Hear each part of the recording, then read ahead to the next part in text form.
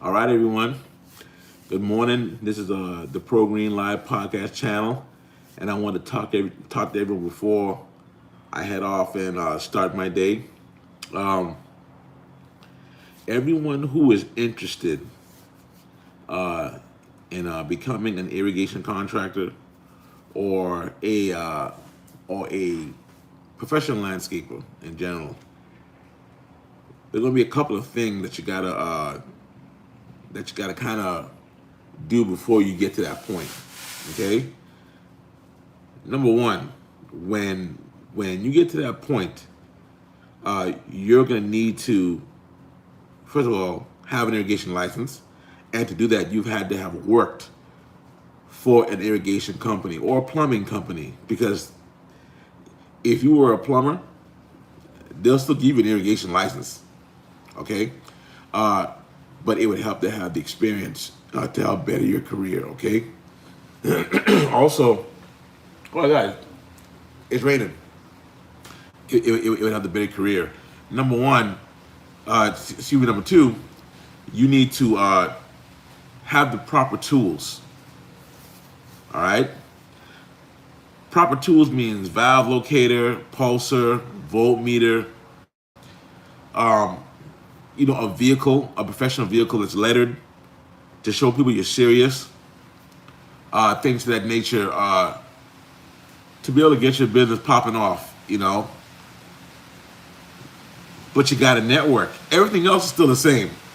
You got to network with other lawn guys, other landscapers, because they're always looking for a good sprinkler guy. And be really good and neat and thorough about your work. But let's talk about how to obtain the irrigation license. Down here in Florida, I don't know how it is in other states. You would have to have worked for an irrigation company or a landscape company that does irrigation under a licensed contractor for at least like 3 to 4 years. Some may require even 5. Once you have done that, you're now in the door to take the exam. All right, you're kind of in the door. Now, they usually have to where a contractor has to sign off to prove that you were doing it. But some guys either they pass on, or they're not working for the company, or for some reason you can't get them to sign off on the on the paper so you can get your license. They go by your IRS documents. IRS documents will show proof that you worked for that company, for 5 years, and they can check to see if there was a guy who was a licensed contractor working for that company at that time. They can go back and check, or so you can get to your IRS documents. Then study for the exam, because the exam's not cheap. Get your state license. You hear that, Rain? Study for your license, pass it, and then you have your van, you have all your equipment, right? Get that stuff going, and then you're on your way. Okay, you know what kind of tools you need. You do. So once you have all of that, you then go and advertise. If you don't have no connects, maybe do some work for some landscapers at a lower price so they can know what kind of work you do. You got to put yourself out there. You got to put yourself out there so our landscapers can see what you do. You can become a vendor for your local county or state. Yes, you can work for the government and do parks and all that stuff for the government. Okay, procurement is what they call it. And they pay every 45 days, every 90 days, but it's a big check. Okay, you'll have to become a vendor for your county or local municipality. Okay, that's if you can't get homeowners or landscapers or other contractors, other big general contractors that you can be vendors for. All right. That's how you get things going. And you got to keep at that for as long as possible. Don't expect to make your money back quick, because you're not. You're not going to make your money back quick. I'd say within 4 to 5 years, if you're doing it right. If you're doing it right, you start to see your money come in, and you start to make some money. All right. Okay. I do lawn maintenance because they kind of go hand in hand. Usually, most customers would want you to do lawn maintenance too.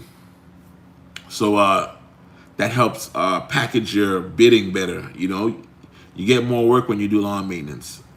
Okay, especially if you're good. But it doesn't matter if you're good. You're good. Teach his own. I do lawn maintenance with my irrigation service and installation because it helps better me, to get more work and stay busy. You have to be neat and thorough. We gone over that. Once you get into those things, you'll be able to kind of thrive a little bit, all right?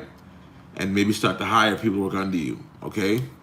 I suggest you take your time and get off, walk, because if you're good, you will be busy. Once people know you're good at irrigation, you're gonna be busy. You wouldn't even need to advertise for Google anymore. They're gonna throw you to work, all right? And have a good social media presence. Okay, that helps too. As you can see, I have one. All right, I have it on Instagram. I have it on YouTube, Facebook. Have a good social media presence. That helps you get your name out there cheaply, but more effective. Okay, TikTok. That's if it's still around. All right. And also watch your local news. Stay up on your city water code ordinance. All right. If you want to have other things on your irrigation license, like a backflow certification, those are good too. The more things that kind of orbit your skill trade, the better. Especially irrigation. There's money in irrigation, guys. Don't let no one tell you that. Or else I wouldn't be doing it.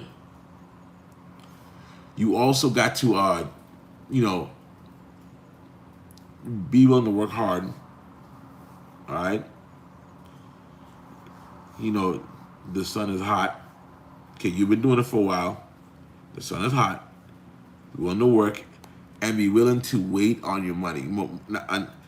Unless you're working for a customer that's going to pay you right away. Some businesses pay every 7 days, every 15 days. Don't be so aggressive. Be like, hey, I want money now. That could be a turnoff, and you can lose more business. And then they all talk. If you have a reputation of being very aggressive, you won't have work like that locally. All right. Also, protect your equipment. Okay, you see, I'm in my storage unit, and everything's in here. My lawnmowers, my irrigation stuff, everything's in here. And stay acquiring the knowledge. Okay, keep upgrading yourself. Listen, if you're worried about the money, when everything is organized and you're good at what you do, dude, you can make at least 85 to 90 grand a year after taxes, after all your deductions and all that. Okay, so feel free to contact me on the Program Ground Services podcast channel if you have more questions, on how to pass the exam, what to expect, and I'll be there to help you, navigate through that. All right, guys. But I want you to understand that any business you do, you have to be consistent at it. Okay, don't go ham one year, and you will have some bad years. Okay, I've been doing this for almost 15 years.